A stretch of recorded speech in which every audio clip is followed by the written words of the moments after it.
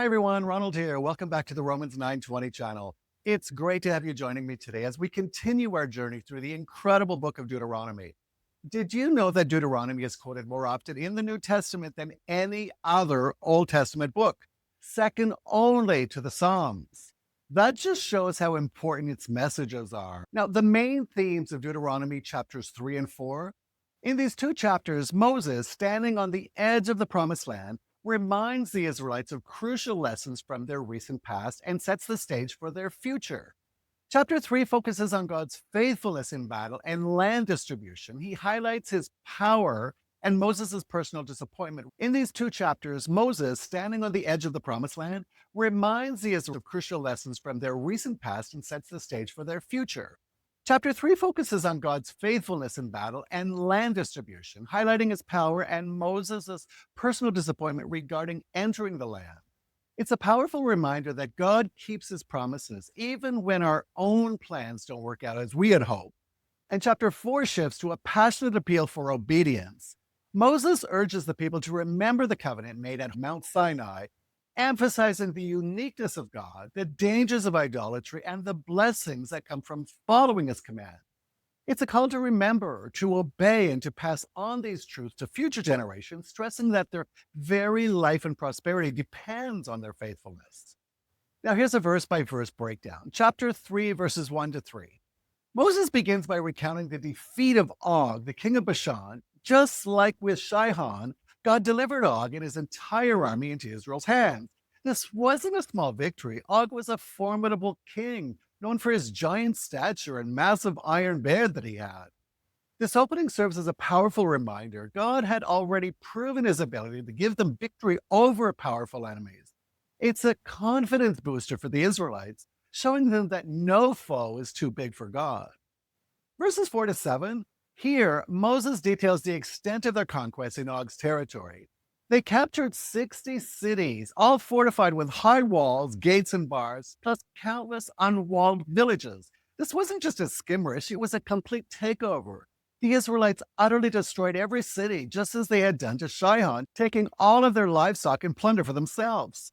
This demonstrates the thoroughness of God's victory and the complete handover of the land. Moses summarizes the vast territory that they conquered east of the Jordan River, from the Arnon Gorge all the way to Mount Hermon.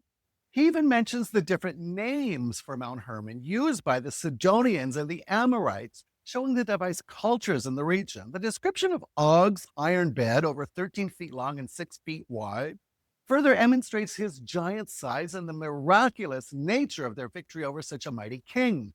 It's a testament to God's power over seemingly insurmountable objects. Verses 12 to 17. Now, Moses explains the division of this conquered land. He gave the land from Aurora by the Arnon Gorge to Gilead, including half of the Gileadites' hill country and its town, and to the Reubenites and Gadites, the rest of Gilead and all of Bashan. The kingdom of Og was given to the half-tribe of Manasseh. Now, this section shows Moses acting as God's instrument in distributing the inheritance, ensuring each tribe received their portion. It also highlights the strategic importance of this land. And then we see in verses 18 to 20, Moses gives specific instructions to the Reubenites, Gadites, and the half-tribe of Manasseh. Even though they received their inheritance on the east side of the Jordan, their fighting men were to cross over with the other tribes, fully armed, and help conquer the land west of the Jordan.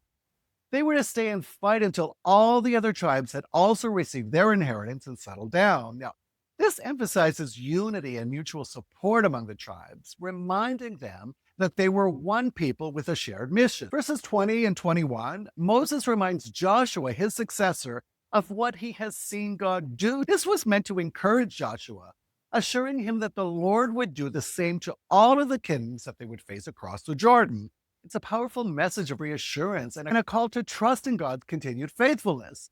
Do not be afraid of them. The Lord your God himself will fight for you. Verses 23 to 29, this is a poignant moment. Moses recounts his earnest plea to God to allow him to cross into the promised land to see the good land beyond the Jordan. But God refuses, reminding Moses of the incident at Meribah where Moses struck the rock instead of speaking to it. God reaffirms that Moses would not cross the Jordan, but would ascend to the top of Pisgah to view the land. He then instructs Moses to commission Joshua, strengthening and encouraging him for the task ahead. This passage shows God's justice and sovereignty, even when it means denying the heartfelt desires of his faithful servant. It's a lesson in accepting God's will, even when it's painful. Verses 1 to 4 of chapter 4 opens with a strong exhortation to obey God's decrees and laws. Moses tells the Israelites that by obeying, they will live and enter the promised land. He warns them not to add or subtract from God's commands, emphasizing the importance of preserving the purity of his word. He reminds them of the disaster at Baal Peori, where those who followed the false gods perished while those who remained faithful to the Lord lived. This is a clear call to absolute loyalty and adherence to God's instruction. Verses 5 to 8, Moses highlights the unique wisdom and understanding found in God's laws. He states that if other nations hear about these laws, they will recognize Israel's wisdom. He asks, what other nation is so great as to have their gods near them the way the Lord our God is near us whenever we pray to him? And what other nation has decrees and laws that are as righteous and as just as the entire body of law I am setting before you today? This emphasizes the unparalleled nature of God's covenant and the privilege that Israel had in receiving it. And then we see in 9 to 14, this section stresses the importance of remembering and teaching. Moses urges them to be careful and watch yourselves closely so that you do not forget the things that your eyes have seen or let them fade from your hearts as long as you live. Teach them to your children and to their children's children after them. He specifically recalls the day that they stood before the Lord at Mount Sinai, experiencing God's awesome presence in the fire and cloud, hearing his voice. This direct encounter with God is a foundation of their covenant and must never be forgotten or neglected.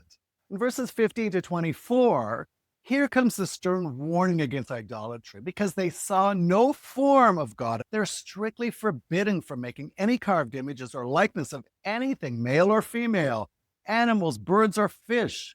Moses reminds them that the Lord is a consuming fire, a jealous God who will not tolerate rivals. This is crucial. Idolatry was a constant temptation for ancient peoples and led to spiritual and moral decay. It emphasizes God's absolute uniqueness and his demand for exclusive worship. Verses 25 to 31, Moses foresees a future where after they have lived long in the land and become corrupt, they will make idols and provoke God's anger. As a result, they will be scattered among the nations, where they will worship gods of wood and stone. Even in exile, if they seek the Lord their God with all of their heart and soul, they will find him. For he is a merciful God who will not abandon or destroy them, nor forget the covenant he made with their ancestors. This offers both a dire warning about disobedience and a powerful message of hope and restoration through repentance. Now, verses 32 to 40, Moses challenges the Israelites to consider if anything like their experience has ever happened before or since. He highlights God's unique acts, speaking from fire, delivering them from Egypt with mighty acts, and showing them his glory. He emphasizes that the Lord alone is God and that there's no other. He urges them to keep God's decrees and commands so that it may go well with you and your children after you, and that you may live long in the land that the Lord your God gives you for all time. This is a powerful affirmation of God's sovereignty and a clear link between obedience and blessing. Verses 41 to 43, finally, Moses sets apart 3 cities of refuge on the east side of the Jordan, be in the wilderness for the Reubenites, Ramoth in Gilead for the Gadites, and Golan for the Mashanites. These cities were for anyone who accidentally killed a person, and then they could flee to avoid the avenger of blood. This shows God's provision for justice and mercy, even in cases of unintentional harm. The central message of Deuteronomy 3 and 4 is clear. Remember God's faithfulness in past and respond with complete obedience and loyalty in the present for a blessed future. Now, in our modern society, this message is incredibly relevant. Remember God's faithfulness, just as Israel was reminded of God's victories over Sihon and Og. We need to remember how God has been faithful in our own lives, in history, and throughout his word. This builds our trust and confidence in him for whatever challenges we face today. Obey God's word. Moses' passionate plea for obedience is timeless. In a world full of competing voices and shifting moral standards, God's word remains the unchanging guide for life. Obeying his commands isn't about restriction, it's about living wisely, justly, and in a way that brings true flourishing. Beware of idolatry. While we may not bow down to statues of wood and stone, modern idolatry takes many forms: money, power, fame, comfort, technology, even our own opinions and desires. Anything that takes God's rightful place in our hearts becomes an idol. Moses' warning reminds us to guard our hearts and to worship God alone. Teach the next generation God's laws to our children and grandchildren. Passing on faith, values, and biblical worldviews is essential for the health of families and society. Hope and repentance, even when we fail. Chapter 4 offers hope. God is merciful, that if we genuinely turn back to him with all of our heart and soul, he will not abandon us. This offers comfort and a path to restoration in a broken world. Thank you so much for watching and joining me in this breakdown of Deuteronomy chapters 3 and 4. I hope this deep dive has given you a clearer understanding and some powerful takeaways for your own lives. If any part of this video has touched you, please consider giving it a like, sharing it with someone who might benefit, and leaving a comment below with your thoughts or questions. Your engagement truly helps the channel grow. And don't forget to subscribe so you don't miss out on the next video as we continue to explore God's Word. Until next time, stay blessed and have a great day.